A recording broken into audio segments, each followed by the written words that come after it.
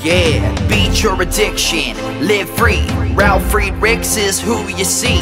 Listen in when you're feeling low. Take back your life, today's show. Beat your addiction, live free. Ralf Friedrichs is who you see. Listen in when you're feeling low. Take back your life, today's show. Stay positive, hope, and keep faith. Stand strong against any odds that you face. Put away the alcohol and the drugs. Fill your time with the things you love. Addiction is tough, but it's worth the work. Treat your body what it's worth. Spread positivity, inspire all. If we stand together, we will never fall. I help others see the other sides of life. A sober life, letting go of the strife. So give me a call, I can help. 1-844-4405-HELP. Homeless shelters, hospitals, jails, wherever you are. I am Ralf Friedrichs and I am here for you. 1-844-405-HELP.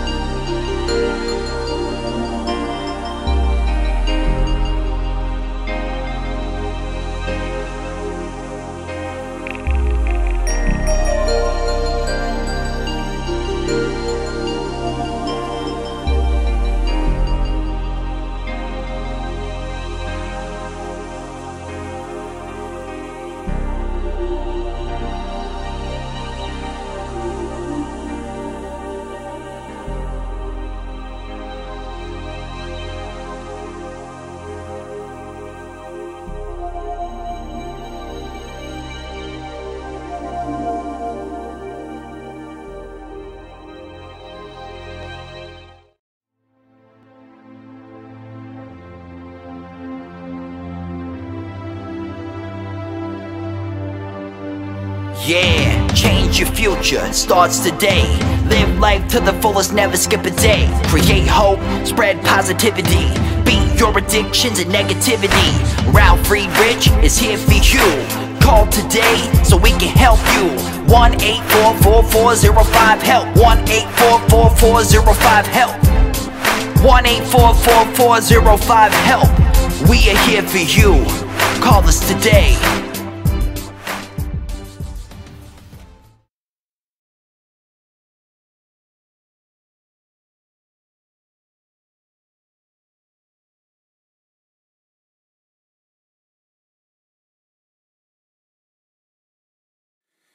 Hello, my name is Ralf Friedrichs. I'm an addiction recovery coach and the host of the Take Your Life Back Today show. As an addiction recovery coach, I want to share something with you, and let me be crystal clear. Just imagine being buried alive. You know you're in a coffin, but you also know you're not dead. You don't know how to get out of that coffin, so you think by lifting the lid, you might get out.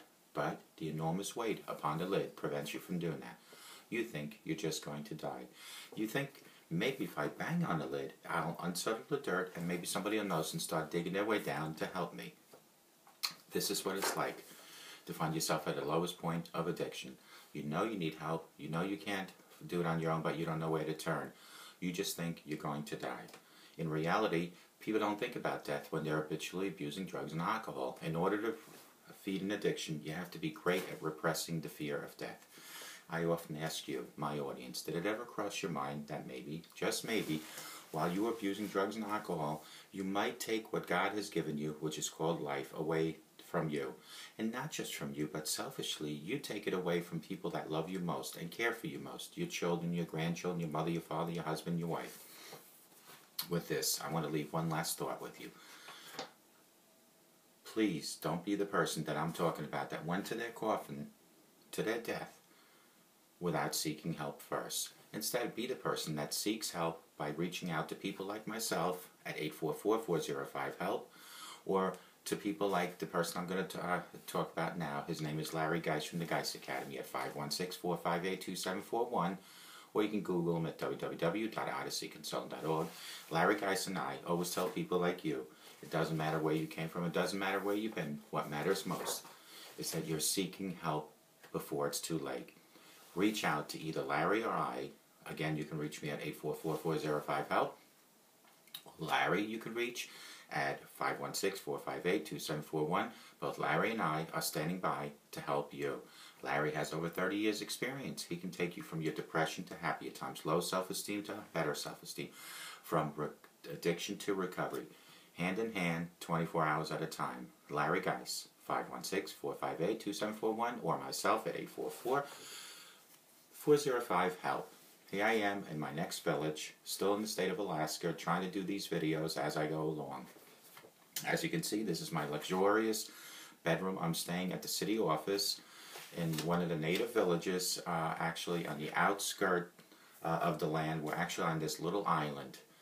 It is now 5 to 8 in the morning, and your time, wherever you might be watching me, is going to be totally different. Where I'm from right now, it's 12 o'clock. Today we're going to talk about what's in the name, the many ways to say DUI. It is only 10 years after mass production of automobiles began in the U.S. that the first drunk driving law was passed in New York in 1910. Soon California followed, as many other states did as well. These early laws didn't define level of intoxication. When blood alcohol content, otherwise known as BAC levels, were first introduced as a standard, laws in the 1930s and 40s set a bar at 0.15%. It has now dropped down to 0.8%, with the invention of the breathalyzer in 1953 replacing the 20-year-old in relatively precise drunkometer. 20-year-old and relatively device is now defunct. DUI versus DWI versus DWAI. The law prohibited drunk driving and is most commonly known as a DUI, which stands for driving under the influence. However, many states use the acronyms including the following. Pay attention here now. DUIL, which is driving under the influence of liquor. DWI, driving while intoxicated. OMVI, operating a motor vehicle while intoxicated. OWI, operating while intoxicated, or OUI, operating under the influence. Regardless of the acronym and the meaning of generally are all the same. Driving under the influence of alcohol or drugs, don't make the mistake of calling it drunk driving. If you're if you're arrested for DWI, the DA does not need to prove that you were drunk, whatever that means. All the DA has to show is that the driver drank enough booze or take enough drugs so that the driver's ability to control the motor vehicle was ineffective and very dangerous, I might add. The challenge. A DUI is a challenge for the accused driver because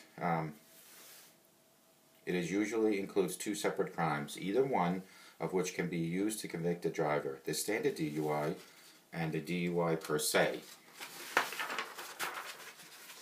The good news is that the driver who is convicted of both of these offenses will usually only be sentenced for one.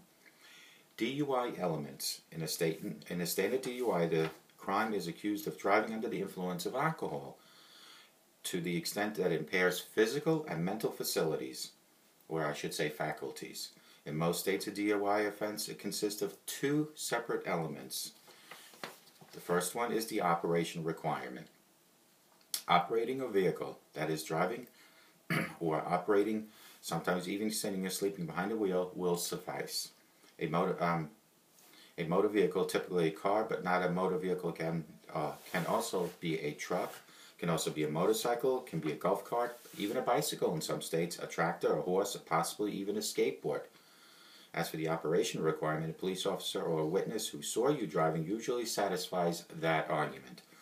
On occasion, however, especially after an accident, you may be out of the car when the officer arrives and the operation element is proven because you admit to drinking and driving, or you have a test done known as a field sobriety test.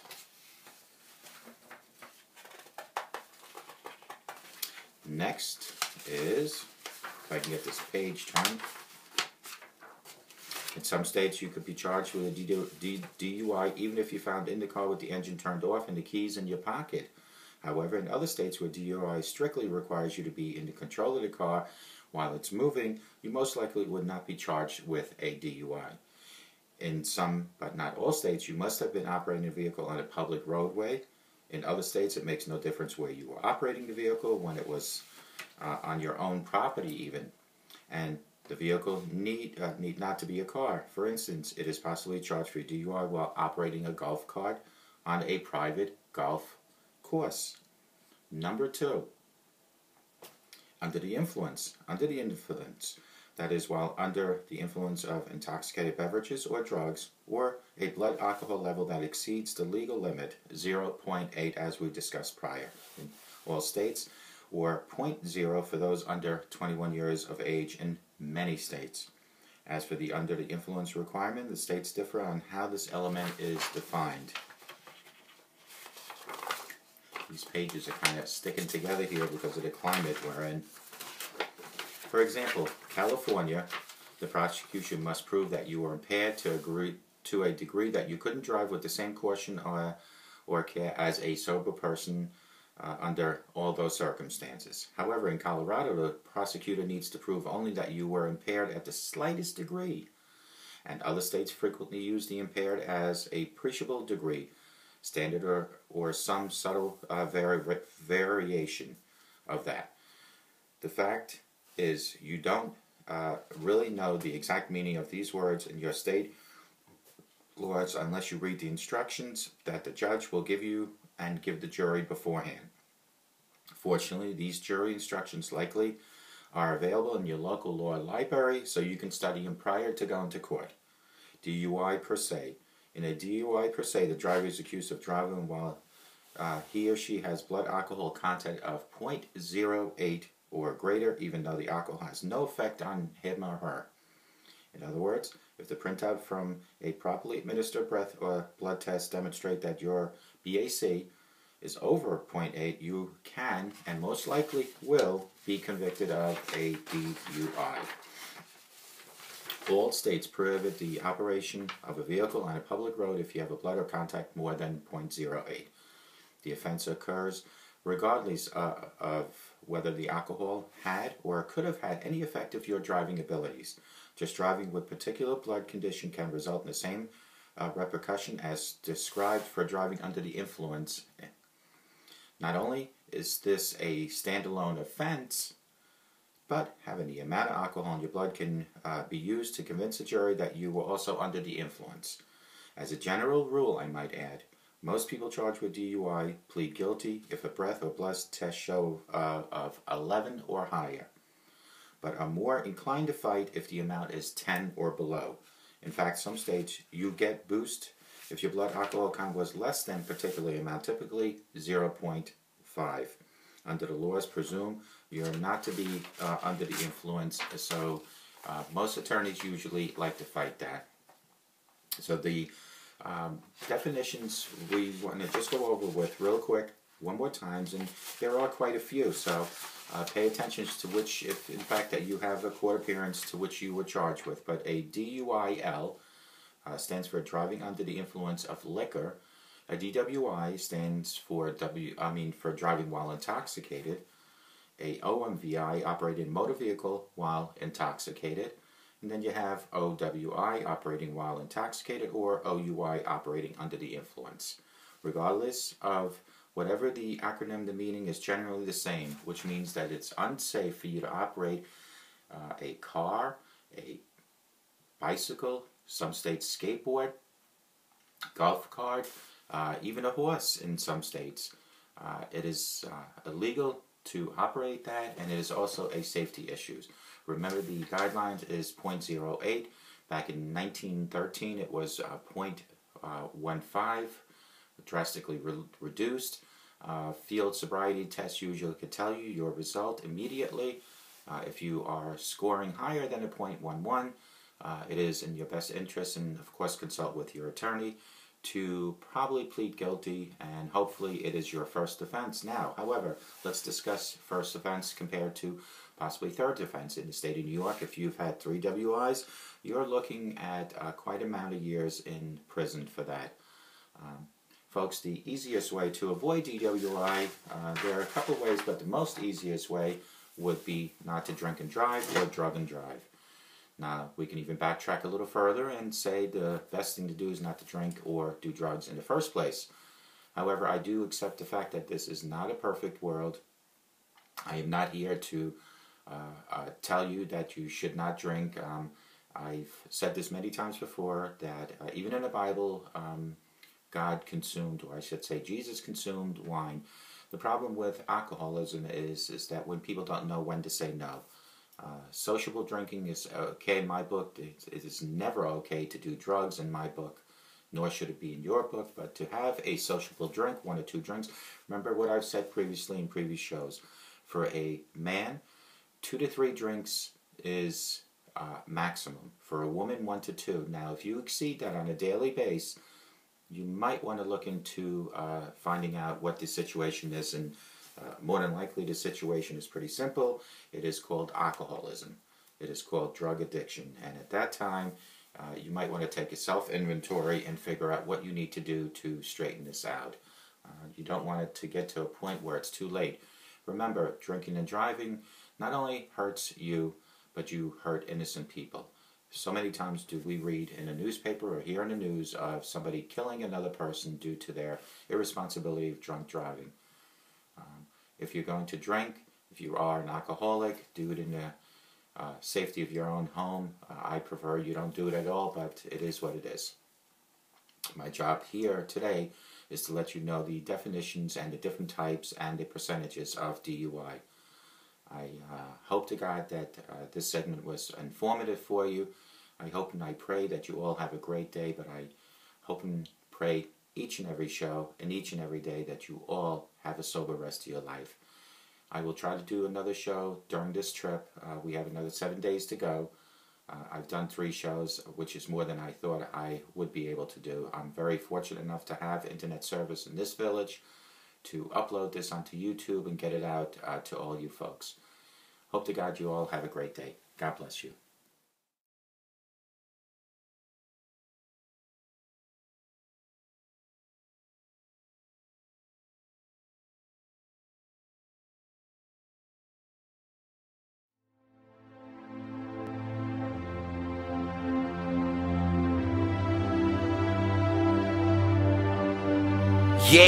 Change your future, it starts today. Live life to the fullest, never skip a day. Create hope, spread positivity. Beat your addictions and negativity. Ralf Friedrichs is here for you. Call today so we can help you. 1-844-405-HELP. 1-844-405-HELP. 1-844-405-HELP. We are here for you. Call us today.